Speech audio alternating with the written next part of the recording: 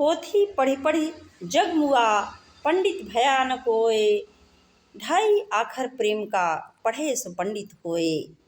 कबीरदास जी ने कहा है कि पोथी पढ़ते पढ़ते सारा संसार में बहुत सारे लोग पोथी को पढ़ते हैं और ग्रंथों को पढ़ते हैं, फिर भी वो ब्राह्मण नहीं हो पाते, अर्थात ब्राह्मणत्व को धारण नहीं कर पाते, वो पंडित नहीं हो पाते। पंडित का तात्पर्य यहाँ ब्राह्मण जाति से सिर्फ नहीं है, पंडित का अर्थ है यहाँ विद्वान से।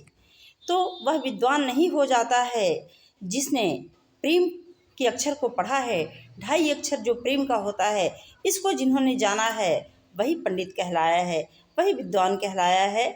हम बात कर रहे हैं निग्रहाचार्य जी की, जिन्होंने बहुत सारे संतों का अपने वाणी के द्वारा जो है उनके सम्मान को ठेस पहुंचाया है, उन्हें अनादर की दृष्टि से देखा है, उनके लिए बहुत सारे कुछ शब्दों का प्रयोग किया है, यहाँ तक कि नीच शब्द से भी इन्होंने संबोधित किया है।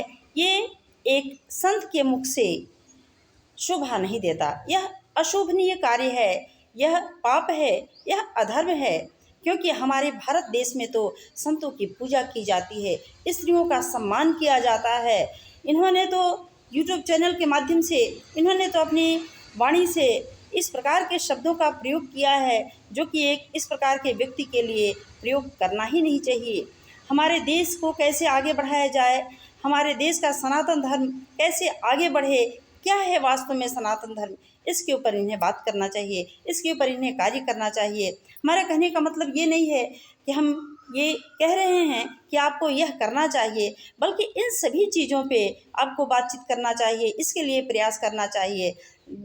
और आप इस प्रकार से दूसरे का अनादर करते हैं। बहुत सारे संत जो कि कन्याओं का विवाह करा रहे हैं, गो पालन कर रहे हैं, अनाथालय खोल रहे हैं, अच्छे कार्य कर रहे हैं, उनके अच्छे कार्य भी तो हैं, अच्छे कार्यों को देखिए। निश्चित रूप से धर्मशास्त्र का ज्ञान आपको है, इसके लिए मैं शत शत प्रणाम करती हूँ, कोटि कोटि प्रणाम करती हूँ। लेकिन इसके बावजूद भी इस प्रकार से यह कार्य अधर्म ही है, यह गलत कार्य है। सामाजिक रूप से एक समाज में गलत संदेश पहुँचाता है, सामाजिक रूप से और धार्मिक रूप से हर प्रकार से यह गलत है। गलत शब्दों से संबोधित करना और एक दूसरे को कम आंकना स्वयं से यह श्रेष्ठता नहीं है, यह तो वैर भाव प्रदर्शित होता है, यह तो जलन का भाव प्रदर्शित होता है। आप इतने बड़े संत हैं, महात्मा हैं, आपके अंदर विद्वता है, इस विद्वता को, इस संतत्व को कोटि कोटि प्रणाम है, बहुत सम्मान है, परंतु इसमें इस प्रकार की बातें जैसे चांद में लगे धब्बे के समान प्रतीत होता है। तो कृपया इस तरह की बातें न फैलाएं, क्योंकि हमारे समाज में आपस में ही हमारे सनातन धर्म के लोग ही आपस में अगर लड़ेंगे भिड़ेंगे तो हमारा धर्म, हमारा देश कैसे विकास होगा। हम एक दूसरे का अपमान करेंगे तो कैसे हम आगे बढ़ेंगे।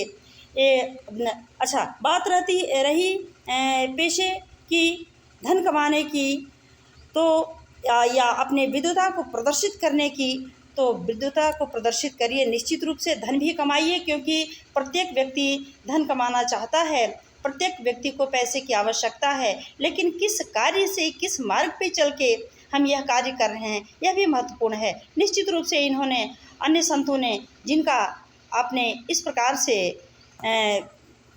अपमानित करते हुए कुशब्द का प्रयोग किया है, इन्होंने तो अच्छे मार्ग को ही धारण किया है, एक धर्म के मार्ग को धारण किया है। समाज को कैसे आगे बढ़ाया जाए इसके लिए कार्य किया जा रहा है। परंतु आपकी प्रत्येक बातें अच्छी हैं, परंतु इस प्रकार के अशोभनीय शब्दों का प्रयोग करना यह सही नहीं है, क्योंकि हमें आज एक होकर रहने की आवश्यकता है, आपस में लड़ने की आवश्यकता नहीं है। जो सृजनकारी है वही सही है। समाज की स्थिति को देखते हुए बहुत सारी चीज़ें परिवर्तित होती हैं और समाज की मांग के अनुसार वो चीज़ें लागू भी होती हैं।